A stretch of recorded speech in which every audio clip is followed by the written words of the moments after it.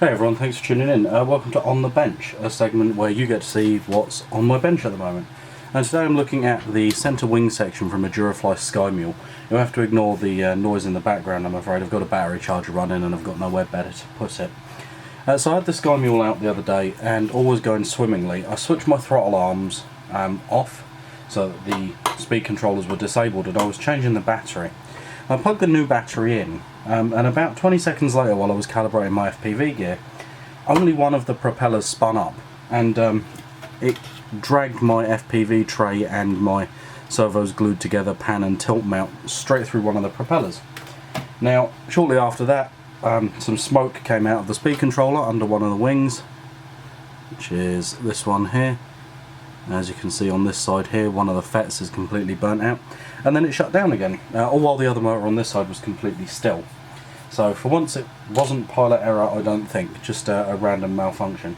I have my own theories about why, but it's irrelevant for the point of this video. So today I'm replacing the speed controllers, and I'm just going to show you some tips on replacing these, especially if you've got a twin-engined craft like the Skymule. I've got my box here, if you'll excuse the rustling. Now the Skymule comes with, out of the factory, two speed controllers, two Durafly speed controllers, of which I have the other one laying around somewhere. It's right here. I've stolen the input leads off of it to lengthen the leads on the speed controllers I will be using. But because speed controllers are unique-ish sort of creatures, it's best to replace them. If you've got two engines like this, you want the same speed controller so that you know they react exactly the same way. So in this case I've gone for a pair of Turnigy Plush 30 amp speed controllers to replace the two 30 amp Duraflys that were in there. I like these speed controllers, they're nice and cheap, they've been reliable for me so far. And I've also got this loom that came out of the Skymule. Now I was really hoping, this is the one that plugs into the battery, I was really hoping that it would have another pair of XT60s on the end, but it doesn't. It's got 3.5mm bullets. So I took the input leads off of the broken speed controllers and soldered them on here, along with a bit of heat shrink to lengthen these up, because the Plush doesn't have particularly long wires. And the other thing you have to take into account when doing this is on the BECs, it is recommended. Now, this is theoretically possible. They say that when you have two BECs fighting each other, so on the Skymule these are plugged into a Y lead, which they probably shouldn't be anyway, but if you plug these two in together, the BECs will fight each other and one will eventually burn out. I wonder if that's not what originally happened. So I've played it safe this time, and on one of the speed controllers I've cut a section of the wire out and popped some heat shrink over it. You can use a set of Schottky barrier diodes in order to use both supplies, allow no current to flow back and to give you redundancy, but in this case I'm not going to, because I'm probably going to run a Dr. Mad Thrust U-Beck inside to run some other things on the included 3 amp switch.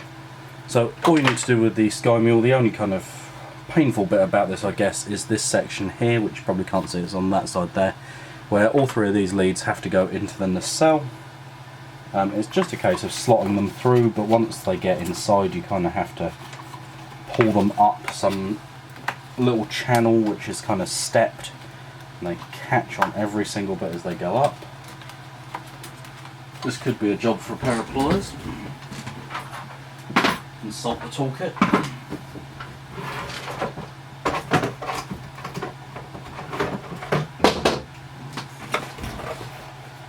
Now I say pliers, don't go crazy with these. It's just got a pair of needle noses here. If you squeeze it too hard you will break it. Don't say you haven't been warned.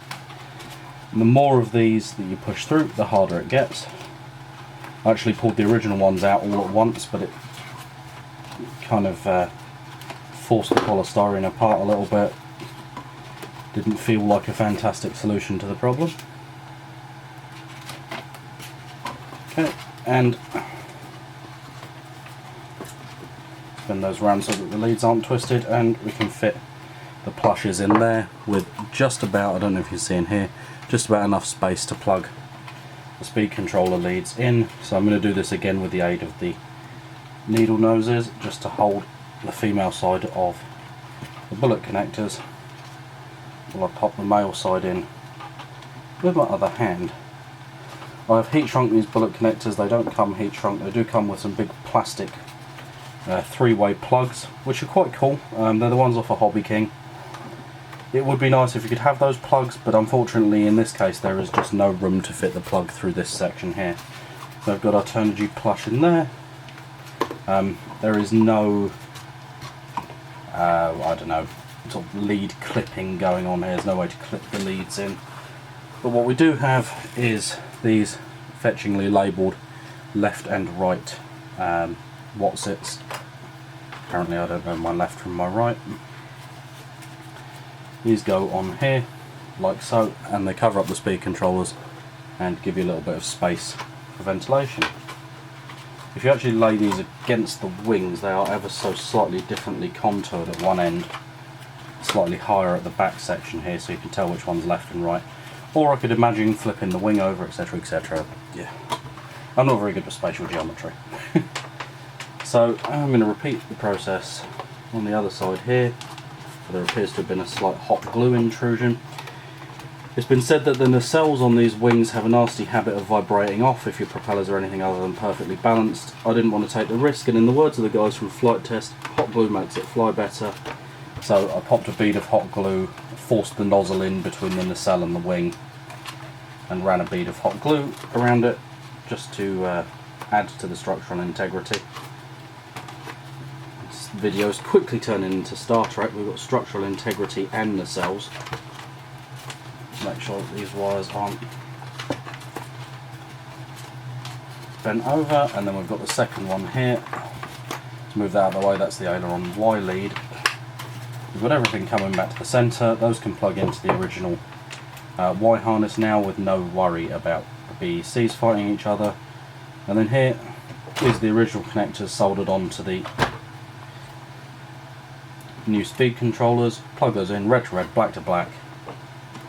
And I'm probably going to pop some Velcro in to hold these plushes down, and then we'll pop those on with a bit of hot glue so that it's easily bust offable, and pop that on, and we've got a flying Skymule again, complete with disgusting green propellers from a multi-rotor. This is so that I can get a counter-rotating one and a normally rotating one and maintain the yaw cancellation effect. There's no trouble flying the Skymule with two propellers which rotate the same way, but it does yaw a little bit on takeoff, so this solves that if you're not too experienced at flying like I'm not. Thanks for tuning in. This has been On the Bench. Hope to see you in the next video.